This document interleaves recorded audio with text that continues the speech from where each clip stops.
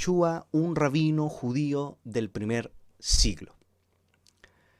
Hemos visto en todo este curso, en todas estas clases, hemos ido estudiando sobre la identidad de Jesús, bajo una perspectiva más diferente, profunda, analizando las escrituras, analizando textos y también analizando muchos episodios en la escritura que son bastante maravillosos poder comprender y analizar. Y en esta oportunidad, hoy nos vamos a analizar otro tipo de contenido extrabíblico y vamos a poder acceder a información de tradición oral, de tradición judía, del pueblo de Israel, para nosotros poder comprender cómo funciona y cómo analiza la identidad de Yeshua. En la primera clase nosotros compartimos una introducción a la vida de Jesús de Nazaret y sus diferentes facetas. En la clase número 2 nosotros hablamos también de Yeshua como un judío nacido y criado según el judaísmo de sus días. Y en esta clase número 3 vamos a hablar de Yeshua, un rabino judío del primer siglo. Y con un subtema muy importante es Rabí Yeshua y la elección de sus 12 Ishluhim. Luego, en esta clase también vamos a hablar conceptos, vamos a hablar y enseñar palabras claves que es interesante analizar. Entonces, el tema central, Rabí Yeshua de Nazaret y la elección de los Ishluhim. Y a continuación vamos a explicar un poco de qué trata todo esto. Estoy cerrando algunas pestañas y comenzamos. ¿Qué es un rabino? Porque si afirmamos que Yeshua es un rabino del primer siglo, ¿qué es un rabino? Un rabino, mi querido, mi querida, es un maestro de Torá.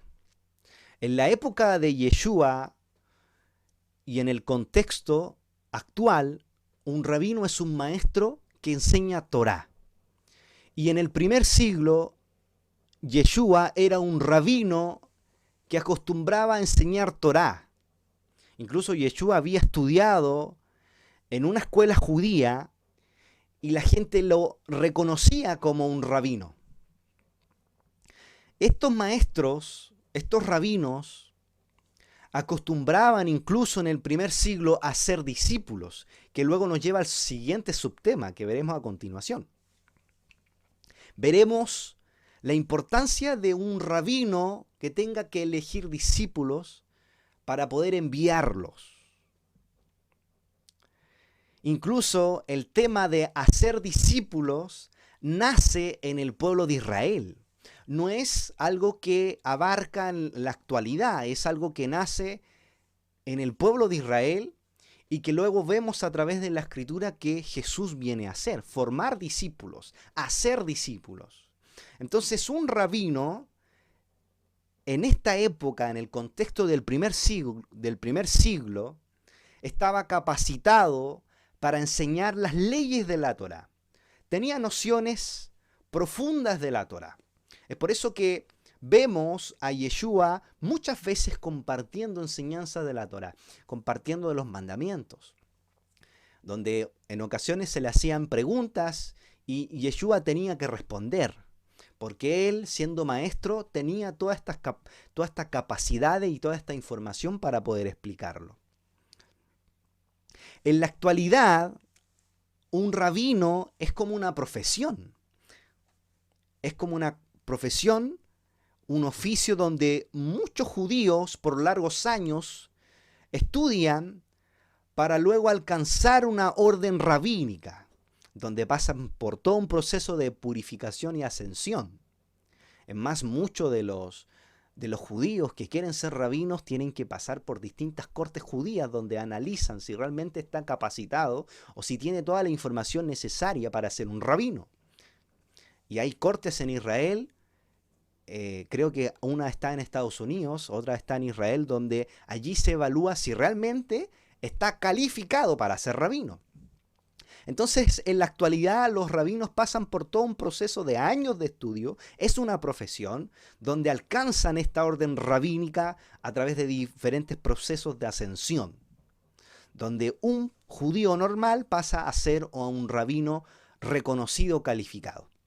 Así como tenemos un médico especialista en salud, un ingeniero especialista en alguna área de la administración, de la ingeniería, así también tenemos a un rabino especialista, erudito en cuanto a la Torá, en cuanto a las enseñanzas del pueblo de Israel, a las leyes y a todas las aplicaciones de la Torá misma.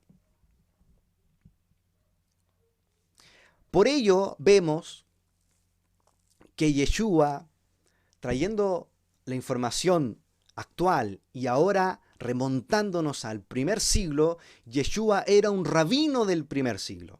Por eso vemos incluso a Nicodemo y a otras autoridades del pueblo de Israel que se dirigen a él para hacer preguntas, porque Yeshua era un rabino muy reconocido en el primer siglo. Incluso él, llegado a la edad, vemos que a la edad de 30 años, Yeshua comenzó su ministerio rabínico. Esto lo vamos a leer en Lucas, capítulo 4, versos 14 y 15.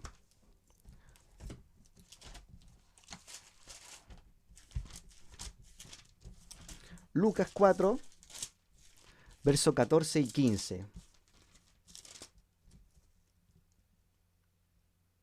Y Jesús volvió en el poder del Espíritu a Galilea y se difundió su fama por toda la tierra de alrededor. Y enseñaba en la sinagoga de ellos y era glorificado por todos. Entonces, aquí vemos en este verso que Yeshua, como era judío y era un rabino, maestro, enseñaba ¿en dónde? En la sinagoga. ¿Y qué enseñaba? La Torá. Es aquello que hacía, incluso llevando sus oraciones, que en hebreo son tefilot, que era lo que precisamente Yeshua hacía. Incluso vemos en el verso 16 que dice, vino a Nazaret, donde se había criado, y en el día de reposo entró en la sinagoga conforme a su costumbre y se levantó a leer.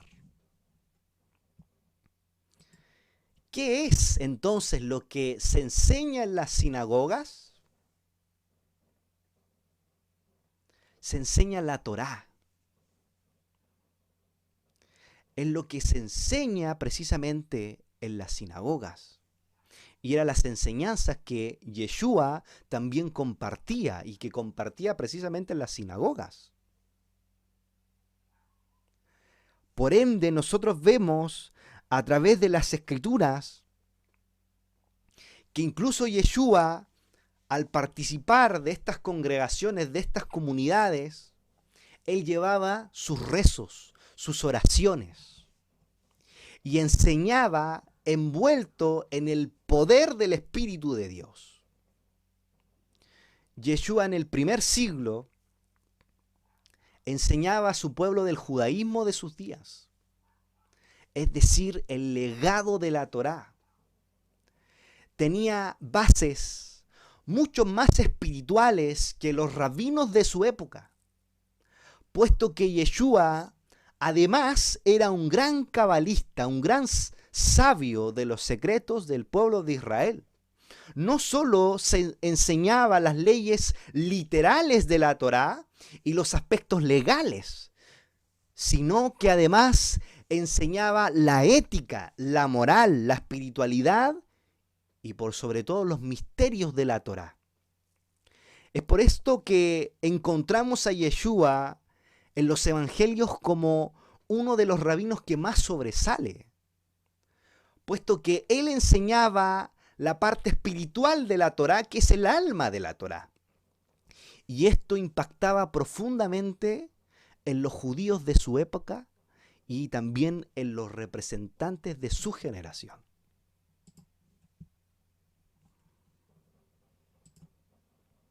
Ahora bien, debemos acudir a un evangelio apócrifo. Aquí vamos a acudir a ciertos escritos extrabíblicos que nos van a ayudar a tener una visión más completa. Recuerde que toda la información extrabíblica o que no esté en la Biblia de forma tradicional nos viene a contribuir información. Es lo mismo que la tradición oral del pueblo judío o las enseñanzas del pueblo de Israel nos vienen a contribuir a información. No viene a anular nada, no viene a derribar nada, sino viene a complementarnos como fuente de información. Y precisamente los apócrifos, que vamos a analizar, el Evangelio de los 12, es un evangelio encontrado cerca de Egipto en arameo. Y es un evangelio muy recomendado. Lamentablemente, Roma supo ocultar muy bien la información de los libros apócrifos. De hecho, cuando nosotros vemos los evangelios sinópticos que están en la Biblia común, nos muestran siempre a un Jesús como superdotado, un Jesús que sobresale por el resto y que aparentemente pasa a llevar a la autoridad como quiere dentro del pueblo judío. Y vemos a través de los evangelios como un Jesús único, absoluto y rebeldes a la autoridad de su pueblo.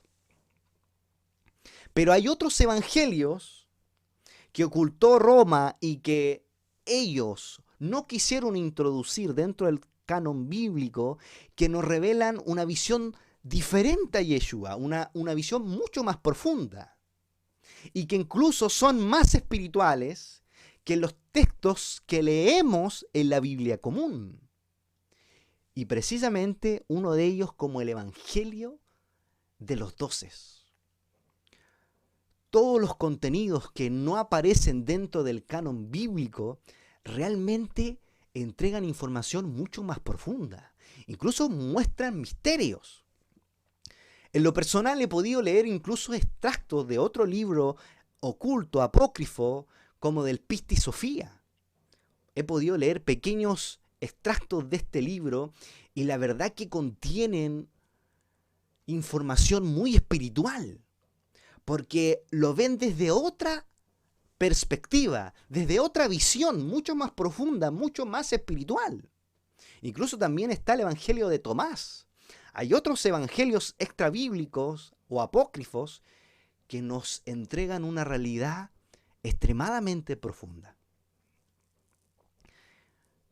Yo creo que si estos libros hubieran llegado a nuestras manos como tal, no habrían tantos dogmas, incluso no habrían tantas religiones, tantos parámetros que encasillan al hombre en su mentalidad.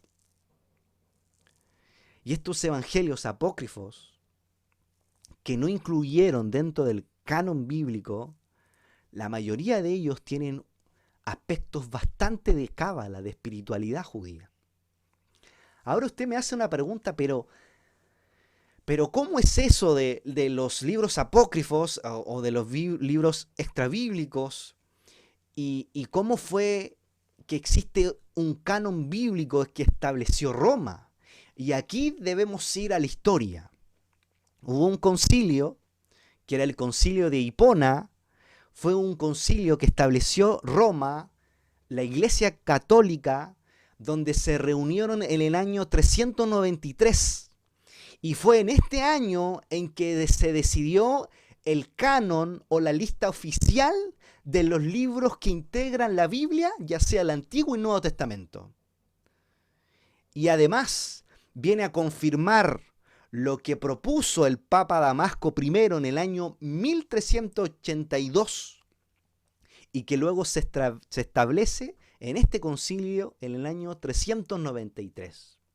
Y lo cual tenemos el resultado final de una Biblia que tiene 73 libros, 46 en el Antiguo Testamento y 27 en el Nuevo, y que quedaron ratificados en este concilio. Entonces, claramente estos apócrifos no pueden, y la historia y Roma lo ocultó porque iba a traer una visión profunda y espiritual totalmente de lo que nosotros conocemos. Entonces, por esta razón, es que estos apócrifos se ocultaron, porque no iba a ser de conveniencia para la religión, para la religiosidad. Y en este Evangelio de los 12 vamos a leer lo siguiente. Este Evangelio, capítulo 12, Evangelio de los 12, capítulo 6, perdón, verso 11 al 12, dice lo siguiente. Y cuando Jesús hubo terminado su estudio de la ley, cuando leamos ley, alude a la Torá, incluso la Biblia aparece como la ley de Moisés, esto alude en otras palabras a la Torá, y dice que Jesús bajó de nuevo a Egipto para aprender la sabiduría de los egipcios. Y mire lo que dice aquí, tal como había hecho Moisés. Moisés tenía un conocimiento muy profundo, espiritual, y por sobre todo los egipcios también tenían mucho conocimiento de los astros. Por eso lograron predecir que iba a venir un Salvador en la tierra del pueblo de Israel, y por eso mandaron a matar en ese contexto bíblico a muchos judíos recién nacidos. Entonces aquí vemos que incluso en Egipto también se revelaron aspectos cabalísticos. ¿Y usted sabe por qué? Porque según la tradición del pueblo de Israel, Abraham enseñó la cábala a cierto personaje que luego llevó este conocimiento a Egipto. Llevó estos misterios a Egipto. Y por esta razón que incluso los egipcios sabían también de astrología. Porque Abraham también sabía de astrología, del conocimiento de los astros, y esto lo revela mucha de la tradición del pueblo de Israel.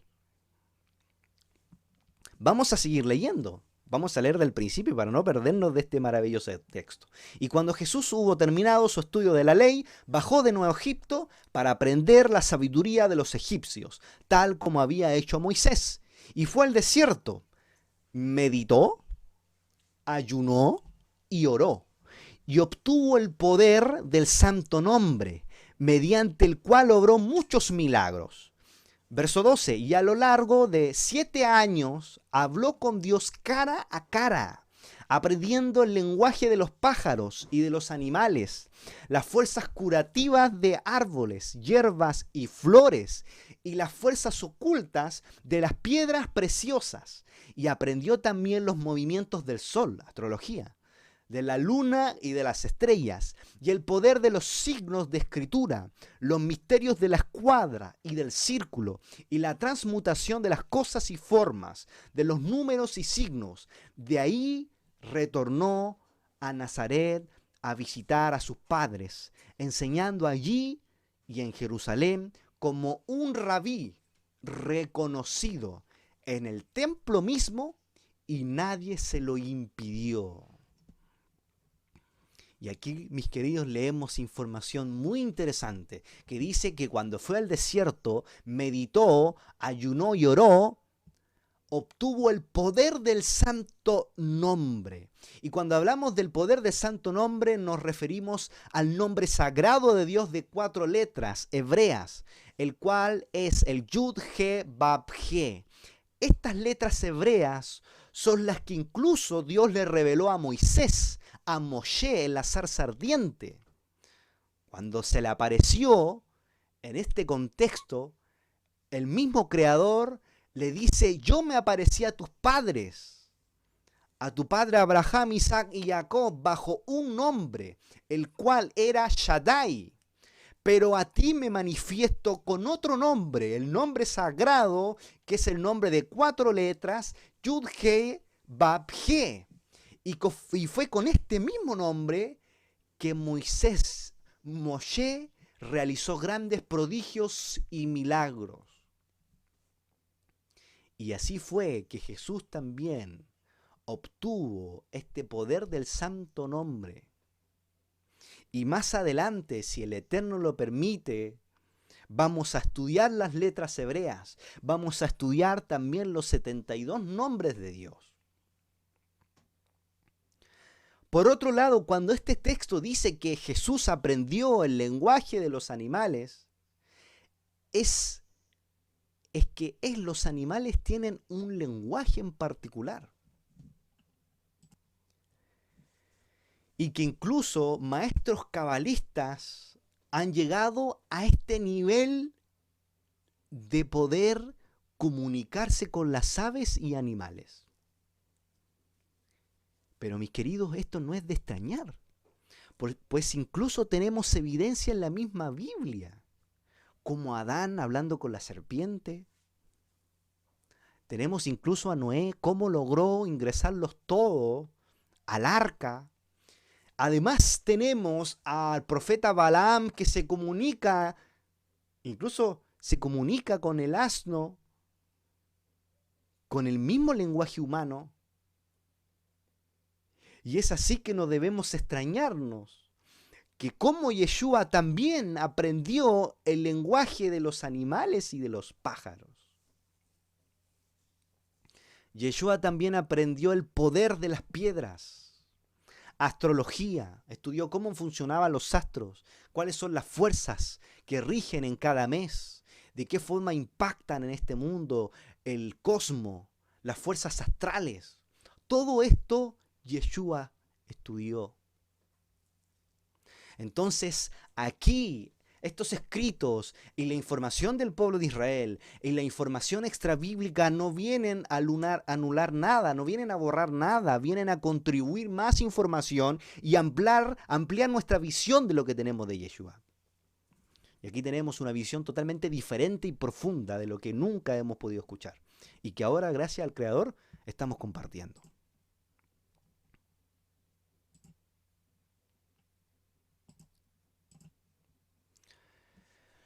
Los rabinos judíos pertenecientes a la escuela de Hillel eran en realidad judíos, mucho más abiertos a los nuevos tiempos, con un mensaje más llano, lleno de alegorías. Por eso vemos a Yeshua que acostumbraba a hablar a la gente sencilla, a la gente del pueblo, porque Yeshua trataba de llevar un judaísmo a través de técnicas, a través de metáforas, de parábolas, para que la población de menor instrucción pudiesen ser educadas bajo el judaísmo de sus días. Entonces, Yeshua usa técnicas, Yeshua usa metáforas, él usa parábolas para poder compartir estas enseñanzas a las personas. Recuerde que Yeshua, existían dos escuelas en el primer siglo, que lo vimos en el curso de historia, la escuela de Shammai y la escuela de Hillel. Y Yeshua también venía de la escuela de Hillel y había heredado ciertas enseñanzas. Ese amor que tenía hacia la gente, hacia el pueblo de Israel, esas enseñanzas vienen heredadas de la escuela de Hillel, que a propósito fue un gran sabio y rabino de épocas anteriores. Entonces Yeshua va a la ciudad de Nazaret, donde fue criado en Shabbat. Es decir, que Yeshua va a la sinagoga y además va en Shabbat, que ese es el día conocido como el día de descanso, el día de reposo. Y Yeshua curiosamente va a una sinagoga justo el día de Shabbat, el día de reposo. ¿Y a qué fue? A orar. Porque se acostumbra en Shabbat a hacer oraciones, a hacer rezos, a hacer tefilot. Recuerde, tefilot significa oraciones. Y así vamos apropiando de nuevos conceptos hebreos. Y Yeshua iba a orar y fue llevado a leer el rollo. En hebreo se dice Sefer, el Sefer Torah, que es un rollo que se levanta y que se lee, y que tiene ciertas formas de enrollarlo y desenrollarlo. Y Yeshua fue a leer el Sefer Torah, el Sefer de la Torah, el Sefer del Antiguo Testamento, del Pentateuco, que antiguamente se establecía en estos rollos. Y fue a leer Isaías, diciendo: el Espíritu del Señor es sobre mí, por cuanto me ha ungido para dar buenas nuevas a los pobres, me ha enviado a sanar a los quebrantados del corazón, para pregonar a los cautivos libertad y a los ciegos vista, para poner en libertad a los quebrantados. Entonces Yeshua fue a la Torá, fue a la sinagoga, luego fue en un día de reposo, en un día de Shabbat, y además levantó el rollo de Torá, que no cualquiera podía levantarlo en el contexto del primer siglo. Y no solamente eso, que lo haya levantado, sino que además dio lectura. Por lo tanto, lo que vienen a decir los apócrifos de que Yeshua era un judío reconocido, está más que claro que viene a complementar lo que la misma Biblia nos enseña. Entonces Yeshua leyó el Sefer Torah, leyó el rollo de Torah. Y antiguamente, en el contexto del primer siglo, los únicos que podían levantar estos rollos eran rabinos. No eran cualquier persona, eran exclusivamente rabinos. Y es el rabino Yeshua que levanta este Sefer Torah. Y es un rabino en el primer siglo que puede levantar el rollo de Torah y puede darle lectura. Y además se le entrega este rollo inmediatamente a Yeshua. Y Yeshua lo recibe y da lectura de este verso que acabamos de leer en Lucas 4. Y aquí hay un detalle mucho más interesante, que cuando lee esta sección del Espíritu del Señor es sobre mí, está muy conectado con lo que el pueblo de Israel hasta el día de hoy hace, y que tienen la costumbre de leer y estudiar la Parashat. La Parashat es la porción de estudio semanal de la Torá, y que está acompañada por citas de los profetas. Y asimismo estaba Yeshua estudiando este sistema de porciones o secciones de la Torá, y fue donde luego él lee en la sección de los profetas. Y ahí donde dice: el Espíritu del Señor es sobre mí, por cuanto me ha ungido para dar buenas nuevas a los pobres. Porque era una costumbre, y es una costumbre totalmente del pueblo de Israel. Entonces, cuando tomamos información de la historia, del contexto, cuando tomamos información extra bíblico, cuando tomamos nosotros y consideramos nueva información de la misma Biblia y la comparamos, nos vamos enriqueciendo de más contenido y nuestra visión de Yeshua se va ampliando. Un rabino sin duda reconocido. Sigamos.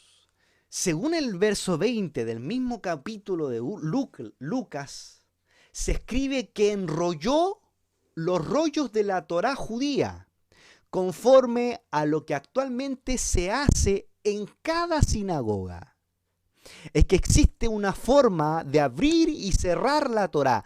Hay un método específico de hacerlo, y que solamente los judíos saben. Rabí Yeshua de Nazaret descendió a la ciudad de Capernaum y fue allí a la sinagoga todos los Shabbatot. Cuando hablamos de Shabbatot nos referimos al plural de todos los descansos o todos los Shabbat. Ese es el plural, Shabbatot, días de descanso, para orar y predicar, para orar y enseñar. Entonces, cuando leemos Lucas, capítulo 4, verso 33 al 37, y luego el verso 40 al 41, como lo testifica, leemos lo siguiente. Al ponerse el sol, todos los que tenían enfermedades de diversas, todos los que tenían enfermos de diversas enfermedades, los traían a él, y él, poniendo las manos sobre cada uno de ellos, los sanaba. También salían demonios de muchos dando voces y diciendo: tú eres el Hijo de Dios. Pero él los reprendía y no les dejaba hablar porque sabían que él era el Cristo, el Mashiach. Cristo es en griego, en hebreo sería Mashiach. Entonces, claramente vemos a través de las Escrituras cómo Yeshua iba aplicando ciertos aspectos judíos y ciertos aspectos rabínicos. Incluso cuando nosotros vemos que Yeshua fue bautizado por Yohanan o por Juan, él, cuando ve la paloma en el cielo, lo que él recibió no fue precisamente el Espíritu de Dios, fue algo mucho más grande, que fue el alma del Mashiach que se introdujo en él. Usualmente se traduce o se entiende este texto como una paloma, pero no se entiende cabalmente y según la perspectiva judía qué es lo que realmente ingresó en Yeshua. Y según la información del pueblo de Israel, él recibió el alma del Mashiach, el cual lo capacitó con poder. Sigamos con el siguiente diapositiva, con el tema Rabí Yeshua y la elección de sus 12 discípulos y posteriores Ishluchim. Ahora bien, cuando nosotros relacionamos dichos aspectos rabínicos, nos vamos a dar cuenta que Rabí Yeshua escogió a 12 discípulos, llamándose Ishluchim, que quiere decir representantes o apóstoles. Aquí vamos a ver, mis queridos, el verdadero significado de ser un apóstol. Veremos qué es ser un apóstol según la información que el pueblo de Israel maneja, según el significado genuino, no según el siglo XXI o según interpretaciones de la actualidad, sino yéndonos a las fuentes, a lo que Yeshua estableció. Nos dice el testimonio de Lucas en el capítulo 6, verso 12 al 16 de su libro: y sucedió en aquellos días que él salió al monte para orar y pasó la noche en oración, haciendo tefilá, plegarias, oraciones a Dios. Y al amanecer llamó a sus discípulos, que en hebreo es talmidim, discípulos, y escogió de ellos a 12, los cuales llamó Shluchim, representantes, apóstoles, enviados. A Shimón, a quien también llamó Kefa, y a Adrei, su hermano. Aquí estamos con una versión más hebrea, más judía. Y a Jacob, y a Yohanan, y a Felipe, y Bar-Talmai, y a Matillahu, y a Tomá, y a Jacob, Bar-Alfeo, y a Simón, quien fue llamado el Celote, y a Yehudá, Bar-Jacob, y a Yehudá Iscariote, quien vino a ser el traidor. A Simón, Pedro, y aquí vemos todo el parecido, Yohanan, Juan, Jacob, de cómo debiéramos leer bajo este lente judío estos textos. Porque estos son los nombres originales, bajo el lente y la óptica adecuada.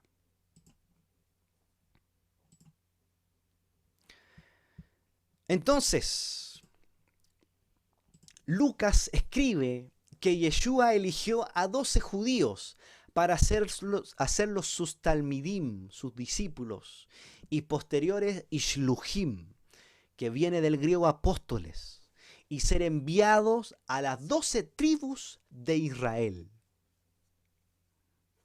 Entonces, cuando Yeshua escoge a sus discípulos, por eso en las Escrituras, Yeshua le dice a sus discípulos: no vayas en camino de gentiles, porque Yeshua los lleva precisamente para enviarlos a las tribus de Israel y a los dispersos judíos en el mundo. Por eso le dice a sus discípulos, por camino de gentiles no vayáis, porque Yeshua, siendo un judío ortodoxo, le da esta instrucción.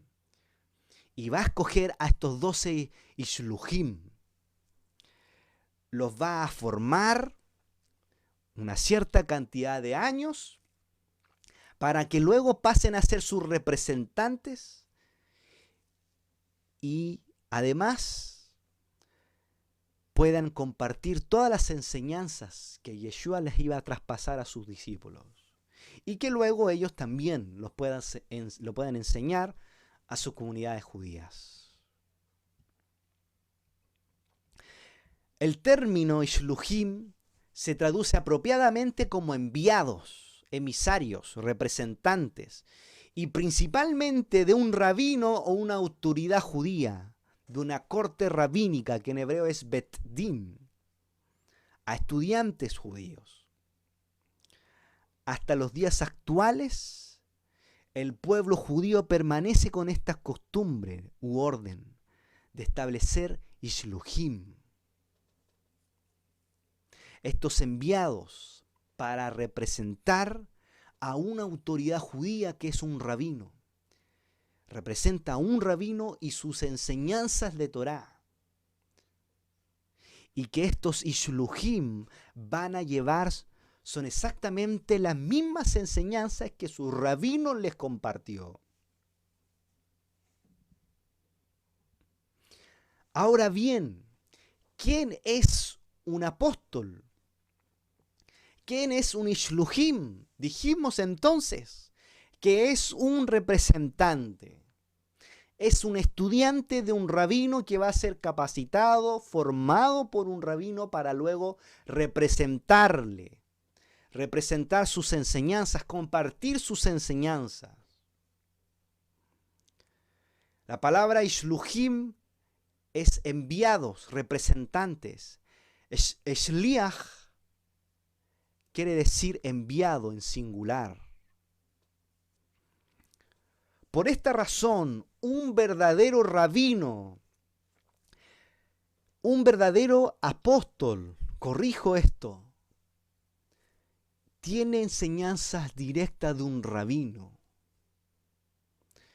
Es decir, que un verdadero apóstol tiene un rabino que le compartió enseñanzas de Torá y que tiene un objetivo o misión en particular, tal como los apóstoles, que fueron enviados por un rabino Yeshua, que compartieron enseñanzas de Torá y que tenían como objetivo y misión de ir a las ovejas perdidas de la casa de Israel. Pues un apóstol, y lo que vemos en la Escritura, estos apóstoles iban bajo la autoridad rabínica de Yeshua, compartiendo las enseñanzas de Torá que su rabino les enseñó. Este es un verdadero Sheliach, un verdadero enviado, un verdadero apóstol. Ahora bien, vamos a considerar otro texto más en el Evangelio de los 12.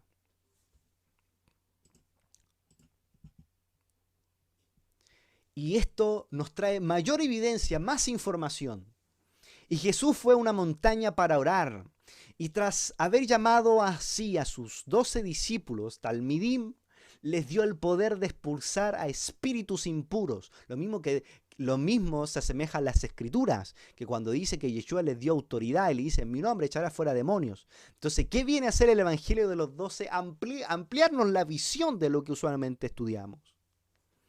Y Jesús fue a una montaña para orar, y tras haber llamado así a sus 12 discípulos, les dio el poder de expulsar a espíritus impuros y de sanar toda clase de enfermedades y plagas. Y los nombres de los 12 apóstoles que representan a las 12 tribus de Israel son Pedro, llamado Cefas, por la tribu de Rubén, Santiago por la tribu de Neftalí, Tomás llamado Dídimo por la tribu de Zabulón, Mateo llamado Leví por la tribu de Gad, Juan por la tribu de Efraín, Simón por la tribu de Isaacar, Andrés por la tribu de José, Natanael por la tribu de Simeón, Tadeo por la tribu de Zabulón, Santiago por la tribu de Benjamín, Judas por la tribu de Dan, Felipe por la tribu de Aser y Judas Iscariote, un levita que lo traicionó, también estaba entre ellos, pero no era uno de ellos, y Mateo y Barsabás también estaban presentes.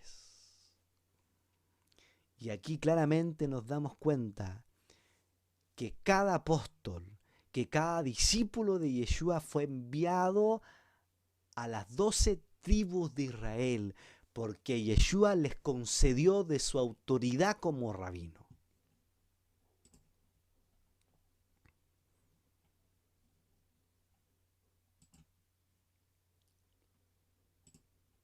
Entonces, vamos a seguir leyendo. Evangelio de los 12, capítulo 17, verso 4 al 6, dice así: y llamó a los otros 12 del mismo modo para ser profetas, para ser hombres de luz junto a los apóstoles, y le mostró los misterios de Dios. Y sus nombres eran Hermes, Aristóbulo, Selenio, Nerco, Apolo y Barsabás, Andrónico, Lucio, Apeles, Zaqueo, Urbano y Clementos. Incluso aquí vemos en este apócrifo que nos complementa más información. Por ahí aparece Apolo. Esto es extraordinario cuando acudimos a nuevas fuentes y ampliamos nuestra visión. Nos viene a complementar todo lo que estamos estudiando. Y luego escogió a otros 12 como evangelistas y a 12 como a pastores. Llamó a otros 4 veces 12, enviando 4 a cada una de las 12 tribus de Israel. Y en pie alrededor del maestro vestían blancas túnicas de lino, llamados para formar un sagrado sacerdocio de Dios al servicio de las 12 tribus, a las que serían enviados. A estos 4 veces 12 Jesús los envió y les confió la misión, diciéndoles: quiero que seáis mis 12 apóstoles, junto con vuestros compañeros, para dar testimonio a Israel. Id a las ciudades de Israel y a las ovejas perdidas de Israel, lo mismo que aparece en las Escrituras. Y cuando allí vayáis, predicad diciendo: el reino de los cielos está cerca. El mismo mensaje que Yeshua siempre enseñaba y compartía: el reino de Dios se ha acercado, el reino de Dios está. Y Yeshua siempre hablaba del reino de Dios. Así como es bautizado con agua, bautizad a todos los que crean. Claramente aquí vemos lo mismo que aparece luego en Efesios 4, que a unos constituyó apóstoles, a unos constituyó evangelistas, a otros pastores. Es que el evangelio de los 12 nos viene a ratificar lo que sale en Efesios y a darnos una visión mucho más amplia, mis queridos. En Efesios aparece: algunos declaró apóstoles, profetas, evangelistas, porque esto alude a este pasaje que estamos leyendo, a esta tradición oral del pueblo de Israel, que luego vemos en Efesios, tradición transmitida de boca en boca. Sigamos, mis queridos, que esta clase está maravillosa. Vamos a la diapositiva 10, ya nos queda muy poco para terminar. Y vamos a considerar otra persona muy importante, que es el Rebe. Ahora, ¿por qué damos un brinco o un cambio tan rotundo? Es que aquí vamos a comprender por qué. Existió un personaje llamado el Rebe, que quiere decir rabino de otros rabinos, y este Rebe es llamado Menahem Mendel Schneerson, también conocido como el Rebe de Lubavitch, que él va a revelar un sistema llamado Ishlihut. Ishlihut es un concepto legal en la Torá por el cual una persona puede designar a otra para que realice una acción en su nombre. Escucha bien esto. Designa a otra persona para que realice una acción en su nombre. Chabad Lubavitch inició su misión que lo caracteriza llevando la vida judía a todos los lugares del mundo donde exista un judío.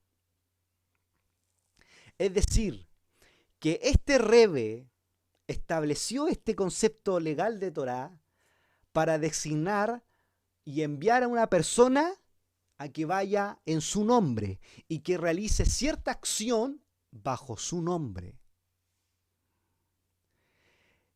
Este Rebbe entregó esta misión a los judíos de Chabad. Chabad es un movimiento judío que actualmente existe. Incluso cuando decimos Rabbi Nachman de Breslov, cuando hablamos Chabad Lubavitch, cuando decimos nosotros y hacemos la comparación de Rabbi Yeshua de Nazaret o Rabbi Nachman de Breslov, nos referimos a que alude a dicho lugar donde vienen dichos rabinos. Por eso decimos Jesús de Nazaret, o Rabbi Nachman de Breslov, o Rebbe de Lubavitch. Entonces, Chabad Lubavitch, este movimiento, inició su misión que lo caracteriza, llevando la vida judía a todos los lugares del mundo donde exista un judío.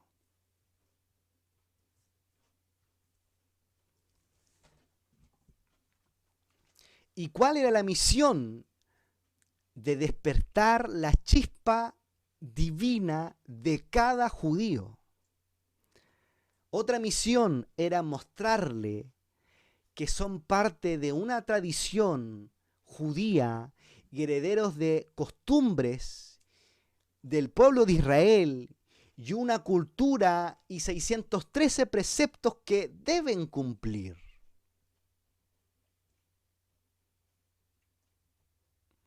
Entonces, el Rebbe de Lubavitch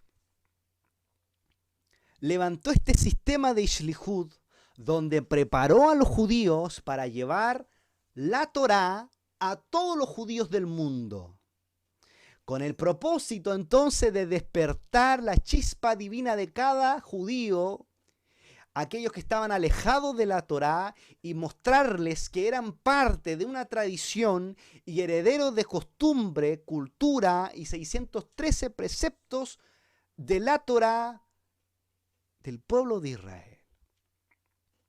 Y este Rebbe, Menahem Mendel Schneerson, creó esta red de 70 emisarios llamados Sheliach, también conocido como Ishluhim, Ishlihim o Eshluhim.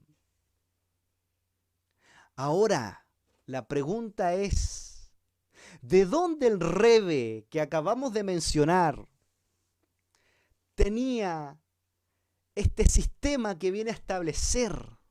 ¿De dónde el Rebbe saca estos 70 formas o estos 70 enviados que luego él iba a capacitar para poder enviar al mundo?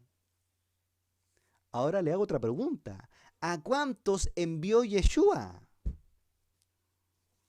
Entonces vemos que este Rebbe estableció esta red de emisarios de 70 y vemos que Yeshua también envió 70 emisarios. ¿De dónde nace esta idea? Claramente, mis queridos, nace del pueblo judío.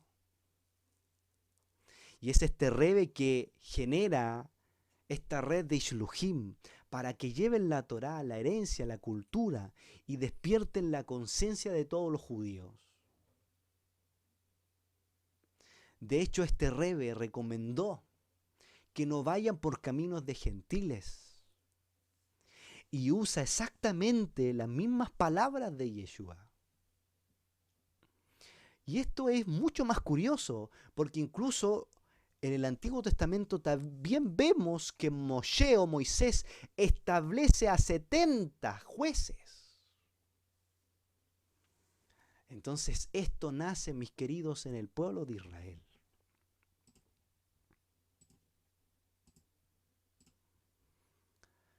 Tenemos a otro rabí llamado Rabí Israel ben Eliezer, conocido como el Baal Shem Tov.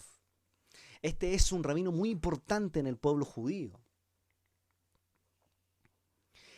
Y mis queridos, es importante que nosotros nos actualicemos también con todas las enseñanzas del pueblo de Israel. Porque consideramos al pueblo judío hasta el Apocalipsis y ya no nos acordamos más del pueblo de Israel. No consideramos más su información.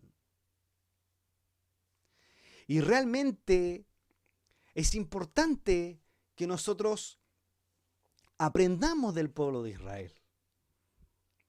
Y este rabí Baal Shem Tov cuenta lo siguiente en la historia. Conectándose a esferas espirituales superiores, el Mashiach le reveló una misión, que lleve el mensaje de la Geulá, que en español es redención o reino, hasta el fin del mundo. Y que cuando esto se revele a todos, el Mashiach vendrá a reinar. Debido a esto, el grupo judío de Breslev está en campaña de enseñar la Torá con las 7 leyes a los gentiles y judaísmo total a los dispersos, acompañado de Hasidut, interiorizándose en la Torá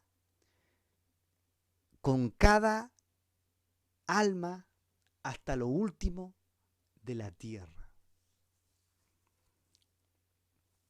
Es por esta razón que debemos aprender de las enseñanzas del pueblo de Israel, porque así como el Rabí Baal Shem Tov han entregado extraordinarias enseñanzas, hay muchos rabinos que han compartido legados que han marcado a muchas generaciones, mensajes, misterios y grandes enseñanzas, y que lamentablemente por nuestra ignorancia, por nuestro rencor a lo mejor, por nuestra falta de información, no hemos perdido 2000 años de la rica savia del pueblo de Israel. No hemos perdido grande de las enseñanzas de maestros, de rabinos, de cabalistas, que han hecho grandes aportes a la Torá y a la Cabalá. Entonces, aquí leemos todo lo que viene a aportar Baal Shem Tov y toda la información donde el Mashiach le encomendó que llevara la Geulá, el reino, al mundo entero. Porque cuando lo hiciera, el Mashiach vendría a reinar. Y fue allí que este grupo de judíos de Breslev, o de Breslov, que actualmente están en YouTube, pueden ver muchos videos y clases de ellos, están en campaña de enseñar la Torá al mundo entero, de enseñar la Torá. Y así como Baal Shem Tov tiene la misión de llevar el reino de Dios al mundo, asimismo tuvo Yeshua esta misión. El Rebbe de Lubavitch tuvo esta visión, Baal Shem Tov tuvo esta misión de llevar los secretos del cielo a todo el mundo, de llevar el mensaje de la redención, el mensaje del reino, revelando la Torá, revelando los secretos del cielo, del mundo espiritual, los secretos del universo. Entonces la idea de hacer discípulos para luego enviarlos y llevar la Torá al mundo judío y no judío es propiamente del pueblo judío. Es que este concepto de ir por todo el mundo y ir por todos, este concepto nace en el pueblo de Israel. nace en el pueblo judío. La idea de llevar la Geulá, la idea de llevar la redención al mundo nace en el pueblo de Israel. Para llevar el mensaje de la redención al mundo, se requieren personas que estén preparadas en el mensaje y las enseñanzas de la Torá. Esto es clave. No podemos explicar el reino de Dios si nuestra base no es la Torá. La Torá, el reino de Dios tiene como base la Torá, como piedra angular en la explicación del reino de Dios. Y los misterios que hay en la Torá nos pueden explicar, nos ayudan a explicar la redención y el reino de Dios. Pero para ello necesitamos personas preparadas que lleven el mensaje de la Torá al mundo. Y lamentablemente el conocimiento que se conoce del reino de Dios es muy escaso. Es poco el conocimiento actual que tenemos en distintas religiones, enseñanzas griegas, pero no judías. Enseñanzas que no están basadas en la Torá, tal como Yeshua enseñó toda la vida de Torá. Le preguntaban, ¿cuál es el primer mandamiento? Y Yeshua lo decía, Shema Israel, Adonai Eloheinu, Adonai Echad. Oye Israel, el Señor uno es. Y Yeshua sabía la Torá, le preguntaban de la Torá y Yeshua respondía de la Torá, hablaba de la ley, porque la Torá contiene secretos sublimes. Debemos tener enseñanzas basadas en la Torá. Lamentablemente, religiones, creencias, credos, paradigmas y dogmas están basados en el lenguaje griego, no en la identidad judía del pueblo de Yeshua de Israel. Tenemos enseñanzas que no están basadas en la Torá, que no están basados en los secretos del cielo y mucho menos en los rabinos del pueblo de Israel. Eso es lamentable. Por eso no hemos perdido de tanto conocimiento. Pero gracias al Creador que estamos todos presentes para aprender de todo esto, de todos estos misterios. Entonces la idea de hacer discípulos no solo es del Nuevo Testamento, sino incluso de toda la realidad judía desde los antepasados. Incluso cuando uno estudia la información del pueblo judío, que es la tradición oral, vemos incluso a Abraham que constantemente hacía discípulos. Cuando luego en un futuro estudiemos la Torá y estudiemos información del pueblo de Israel, nos vamos a dar cuenta que Abraham tenía incluso discípulos, porque el hacer discípulos nace en el pueblo de Israel. No nace en otro lugar, en otra religión. Nace en el pueblo de Israel desde antaño que se hacen discípulos. Moisés tenía un discípulo. Y así tantos que tenían discípulos. Eliseo. Elías era el maestro. Eliseo era el discípulo. Moisés era el maestro. El discípulo, ¿quién era? Josué. Entonces la idea de ser discípulos no nace en el Nuevo Testamento, sino nace de toda la realidad judía de lo antepasado.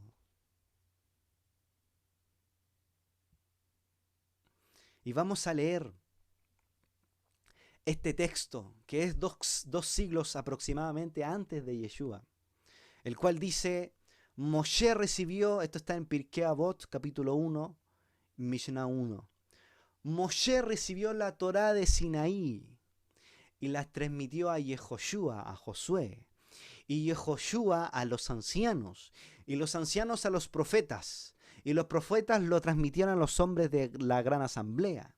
Ellos anunciaron 3 principios: sean prudentes al juzgar, formen muchos discípulos y hagan una valla que salvaguarde la Torá. Eso es lo que se establece en el pueblo de Israel en este contexto 2 siglos antes de Yeshua. El primero, sean prudentes para juzgar, formen muchos discípulos y hagan una valla. Sigamos.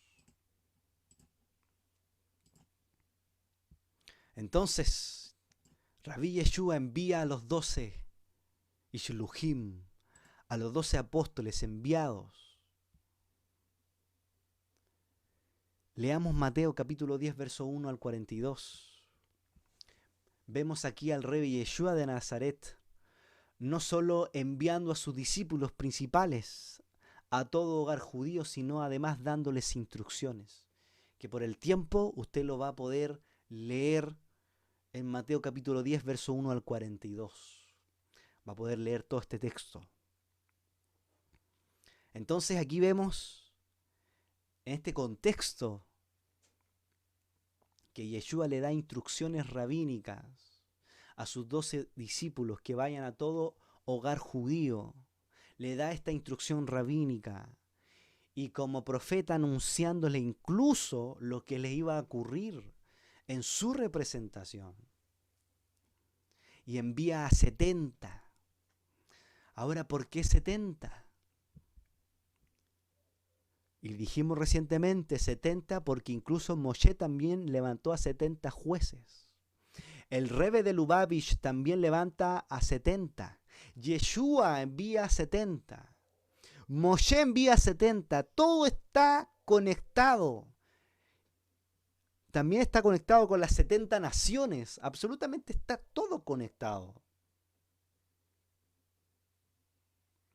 Entonces, si analizamos el pensamiento y la misión de Yeshua como Rabí, como Mashiach, no tiene en su mente la salvación de los gentiles, sino sola y exclusivamente la restauración del pueblo judío, o sea, las 12 tribus de Israel que están en la dispersión. Y Yeshua les dio la autoridad. Así como Dios sacó del espíritu de Moisés para impartirlo a los 70 jueces, también Yeshua le comparte su autoridad a los 70 que envió.